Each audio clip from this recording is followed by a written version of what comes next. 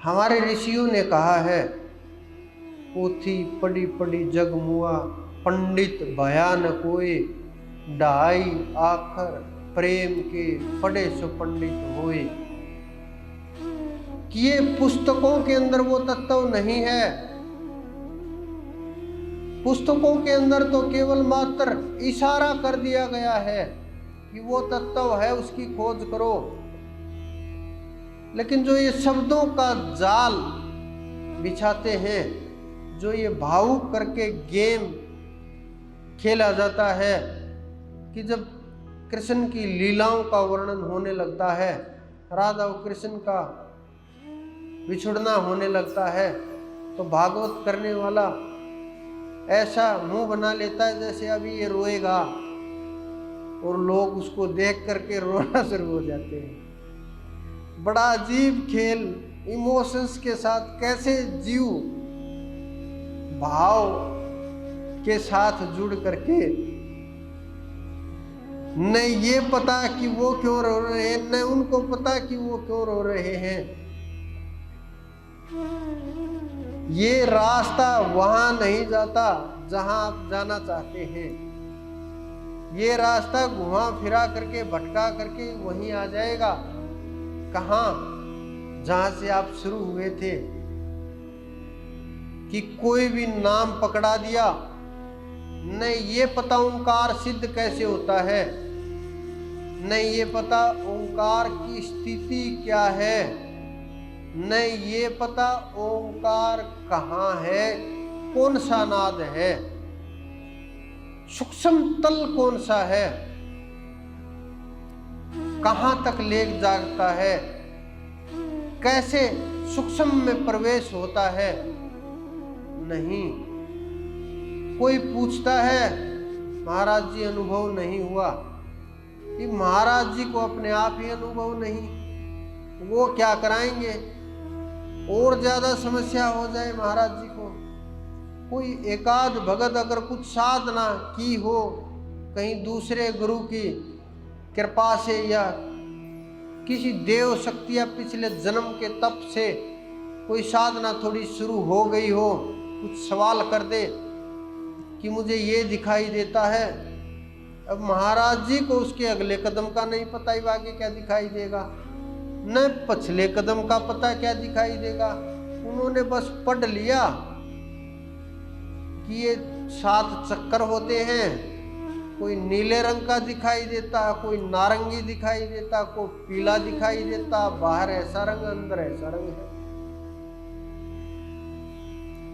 जब शक्ति का खेल शुरू होगा, जब ज्ञान का खेल शुरू होगा, जब स्थितियों की तुलना होने लगेगी, जब खड़ा होकर के ये पूछा जाएगा काम को कैसे जीता जाता है, क्या स्थिति होती है, इस धरती के ऊपर गिनती के व्यक्ति होंगे जो इस सवाल का जवाब दे पाएंगे, जिनके पास इस प्रश्न का उत्तर होगा।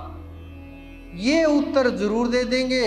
मन के ऊपर कंट्रोल करो, इंद्रियों के ऊपर कंट्रोल करो, स्त्रियों से दूर रहो, स्त्रियों के साथ व्यवहार मत करो, ढीले ढीले वस्त्र पहनो, नीची नजर करके रखो, आसक्ति मत बनाओ, ब्रह्मचर्य का पालन करो। ये जवाब आ जाएंगे उनसे। पूछ करके देख लेना, इनसे अलग कोई जवाब हो तो मुझे बताना जरूर। लेकिन वहां क्या घटना घटती है, किस प्रकार की घटना होगी, वहां क्या स्थिति हुई होगी जब क्रोध जीता गया, क्या घटना हुई, क्या आदेश हुआ, से की स्थिति क्या हुई। ये तो बहुत ऊंची स्थिति है। इंद्र को जीता गया, क्या घटना हुई। काल महाकाल के साथ लड़ाई हुई, क्या घटना घटी, क्या किस रूप में आए थे। बहुत कम लोग हैं, बहुत कम लोग। निष्काम पद कैसे प्राप्त होता है, शब्द कैसे प्राप्त होता है, प्रेम कैसे प्राप्त होता है, ज्ञान कैसे प्राप्त होता है। जब ये सवाल उठेंगे ना, तो ये भागवत करने वाले, ये जो बड़े बड़े ज्ञानी हैं, ये जो सिद्ध हैं, ये रास्ता देख देख करके स्टेजों से उतर उतर के भागने लगेंगे जब आप ये सवाल करोगे। जब आप ये सवाल करोगे ना, तो जो ये पंथों को, अपने अपने पंथ को अपना अपना भगवान बनाए बैठे हैं, इनके पास किसी चीज का जवाब नहीं होगा। लेकिन आप लोग प्रश्न करते ही नहीं। आप लोग तो घबरा जाते हैं कि ये कहीं कुछ ज्यादा ना जानता हो। जानने बहुत दूर की वस्तु है, उनकी तो खोज ही शुरू नहीं हुई है। बहुत लोगों की तो खोज इतनी है, इसके माता कौन है, इसका पिता कौन है, वंशावली को ढूंढते रहते हैं। उस ऋषि की कितनी पीढ़ियां थी, वो कितने हुए, जनक कितने हुए, इस बात के ऊपर बहस होती रहती है कि जनक 52 हुए या 21 हुए, इस बात के ऊपर चर्चा चलती रहती है। अरे जनक चाहे क्या 52 हुए हो, चाहे 21 हुए हो, चाहे 2 हुए हों, आपको क्या मिलेगा उनसे? कुछ नहीं मिलेगा। आपको मिलेगा साधना से, आपको मिलेगा आप जो ध्यान करोगे उससे, जनक से नहीं मिलेगा। तो जो वो घटना हुई, शंकराचार्य जी कमंडल उठा करके मांगने के लिए निकल पड़े, भिक्षाटन के लिए।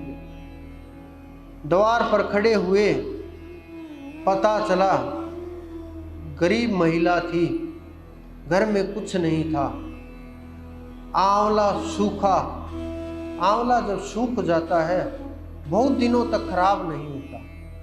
उन्होंने उठा करके, पुराने घरों के अंदर आपने देखा होगा ईंट निकला हुआ कुछ थोड़ी जगह होती है दीवार के अंदर, उसमें रखा हुआ था। वो नंगे पैरों भागी,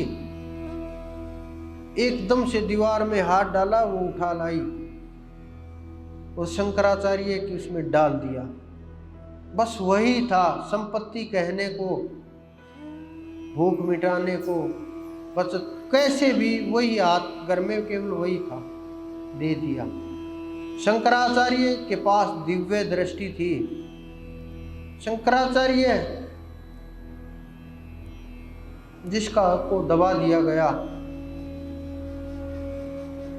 ज्यादा नहीं उठा पाए, उन्होंने शास्त्रार्थ में पूरे विश्व को हरा लिया था, मंडन मिश्र से लेकर के उसकी पत्नी भारती तक। क्योंकि भारती ने ये बोल दिया था, ये आदांग है, मैं इसकी अर्धांगिनी हूं, मुझे भी हराना होगा, तब आप पूरी तरह से विजेता घोषित किए जाओगे। उन्होंने हरा लिया था। कितनी ताकत होगी, कितने विचार प्रभावित होंगे उस ब्रह्मचारी के अंदर कि पूरी पृथ्वी के ऊपर जितने भी लोग थे सबको हरा लिया था।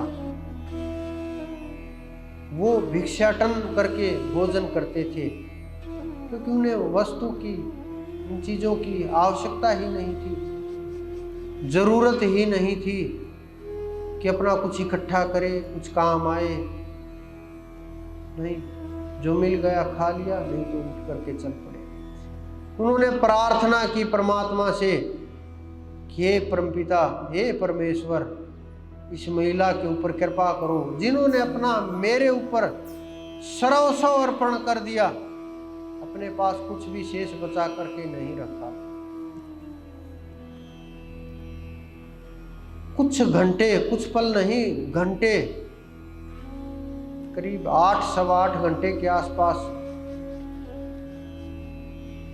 श्रवण के आंवले बरसते रहे, वो ढेर लग गया। तो इतिहास, ये घटनाएं एक बार नहीं होती। जब जब आवश्यकता होती है, जब जब वैसी परिस्थिति उत्पन्न होती है। ये घटनाएं इसी प्रकार से हो जाती हैं। लेकिन जरूरत के बिना इनका जो शक्ति प्रयोग होता है वो संत नहीं करते।